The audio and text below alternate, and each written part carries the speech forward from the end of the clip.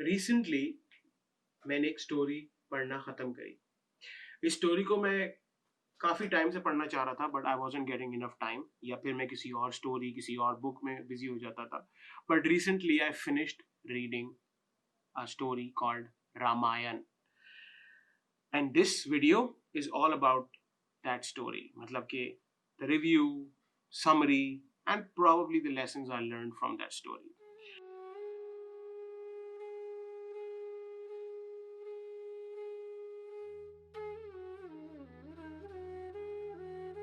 अगर मैं बात करूं तो रामायण, अगर आपको पता हो, is basically a book from Hindu mythology. लेकिन मैं उसको एक बुक नहीं कहूंगा, it's more like a story from Hindu mythology.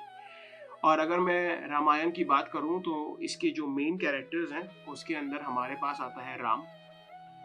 उसके बाद हमारे पास उसके अंदर आते हैं सीता, लक्ष्मण जो कि राम का भाई है, हनुमान, रावण, और this is the basic story of this. These are the basic characters of the story. अगर मैं स्टोरी को बहुत ही सिंपल लफ्जों में बताना चाहूँ तो रामा बेसिकली, रामायण के अंदर रामा बेसिकली राम को कहा जाता है, और राम जो होते हैं वो बेटा होता है किंग ऑफ अयोध्या का। And then he likes a woman named Sita. वो उससे शादी कर लेते हैं। अयोध्या के जो किंग होता है जिसका नाम होता है दशात्रा, उसकी दो बीवियां होती हैं।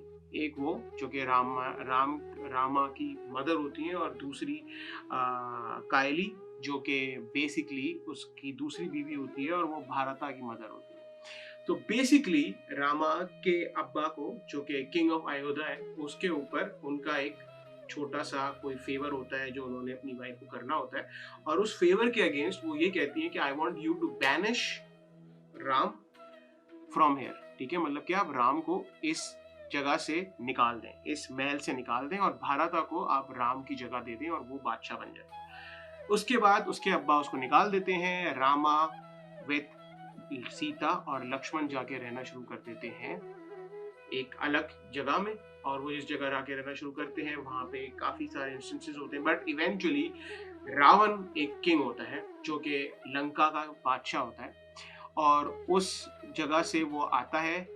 वो क्यों आता है मैं वो रिवील नहीं करूंगा, क्योंकि अगर आप वो स्टोरी पढ़ना चाहते हैं, या I don't want to give a spoiler, but he comes over there after getting the information कि वहाँ पे सीता है, और वो वहाँ से मैजिक्स और को यूज करके, ट्रिकरी यूज करके सीता को उठा के ले जाता है।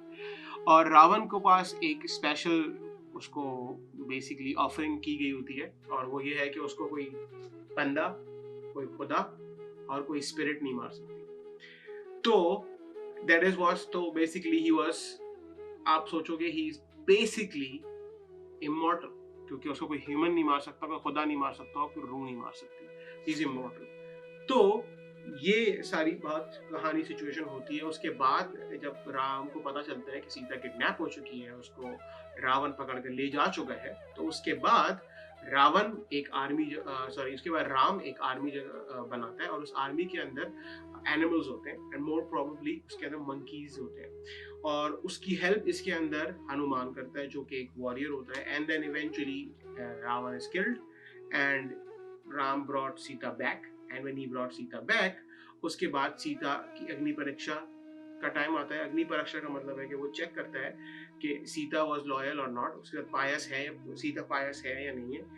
And Sita basically passes in that test, क्योंकि वो आग पे चलती है, और आग जो है उसको बंद हो जाती है, क्योंकि and that was a symbol from the god that Sita is pious, and then that's the end of the story. Now moving forward, what did I learn from this story?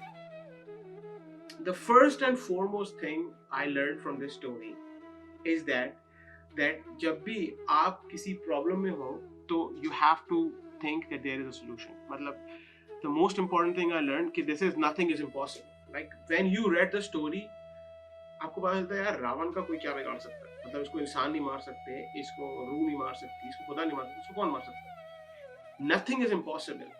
हर चीज को करने का एक तरीका है, और उसको करने का जो तरीका है वो बेसिकली आपको ढूंढना पड़ेगा, but you would eventually find out. अगर आप में इतनी पोटेंशियल है कि आप उस काम को वाकई करना चाहते हो। मतलब अगर Ram didn't wanted to kill Ravan and didn't wanted to rescue Sita out, वो इतनी केयर ही नहीं करता। बट इवेंचुअली कुछ रास्ते उसके लिए, वो कहीं कहीं स्टोरीज में ये लिखा है कि खुदा ने उसके लिए जो उनके जो गॉड्स हैं उन्होंने रास्ते उसके लिए इस तरह बनाए। क्योंकि तो बेसिकली अगर आप अपने आप को मदद करोगे तो खुदा भी आपकी उस रास्ते में हेल्प करेगा, and eventually you would be able to do a task that is considered impossible.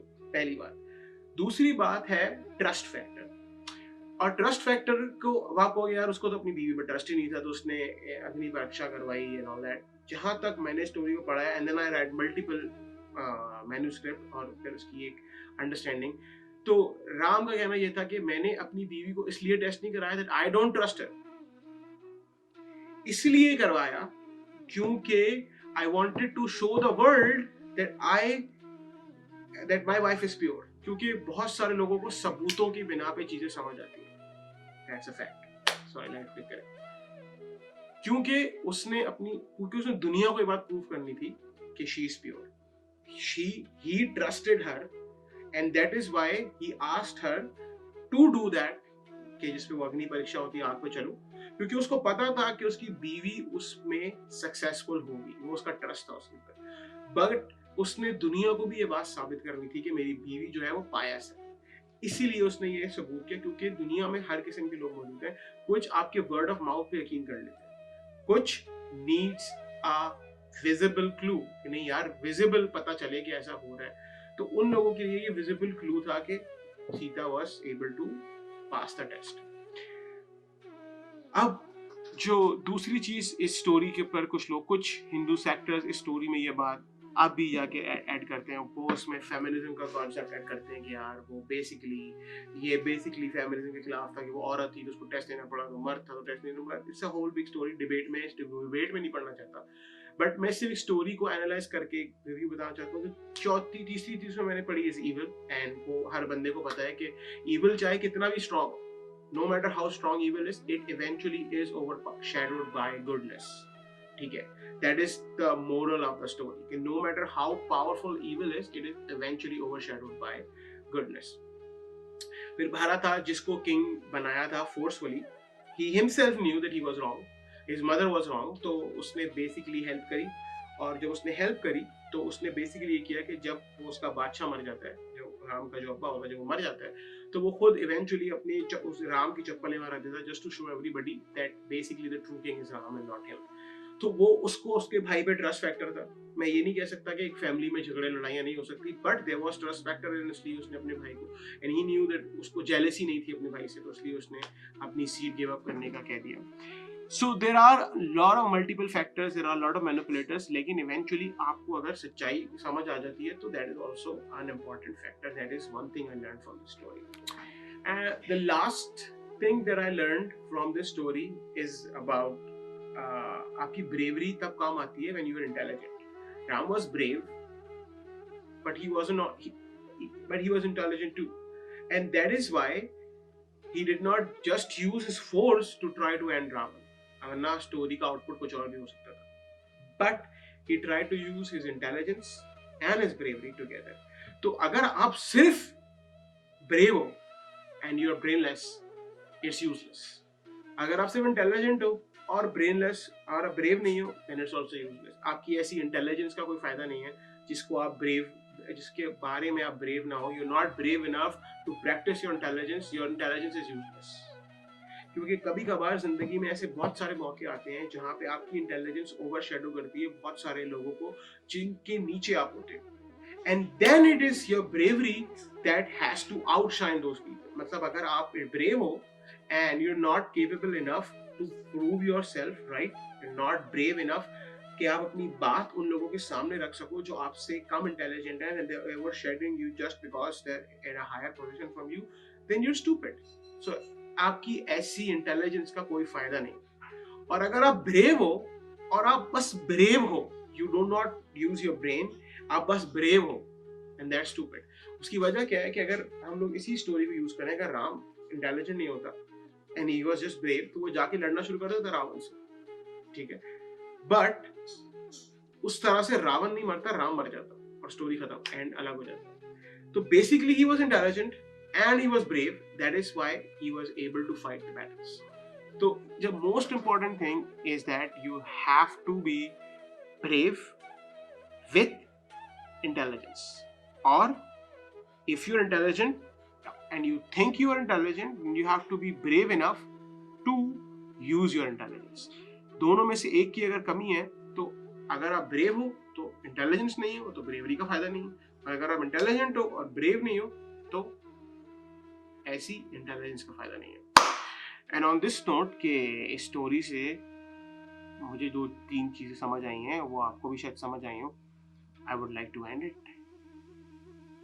Sayonara.